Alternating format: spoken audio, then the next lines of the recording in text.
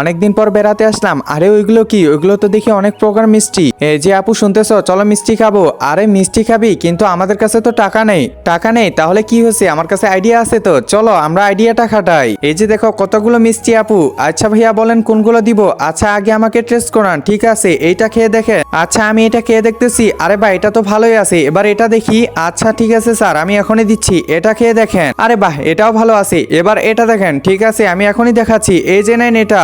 আচ্ছা ঠিক আছে আমি খেয়ে দেখি তো। আরে এটা তো অনেক স্বাদ করতেছে, এবার এটা খেয়ে দেখতে লাগবে। ঠিক আছে আমি দিচ্ছি, এবার এটা খাবো, এবার এইটা খাবো। আরে না না এটা না, এইটা দেন।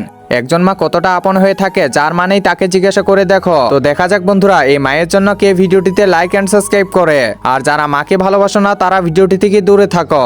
আরে বা সবগুলো তো অনেক স্বাদ করতেছে, এবার আরো দিতে থাকেন। এটা দেন এটা দেন। আরে তোমার সবগুলো অনেক টেস্ট করতেছে আপু, তুমি একটু খেয়ে দেখো। আচ্ছা ঠিক আছে আমি একটু খেয়ে দেখতেছি। স্যার বলেন কোনটা দিব? অনেকগুলোই তো খাওয়া হলো, এখন আর নিবো না, থাকেন আপনি। আরে ভাই আমাকে কোথায় রেখে যাচ্ছ? দাঁড়াও আমিও যাচ্ছি। আরে সালা।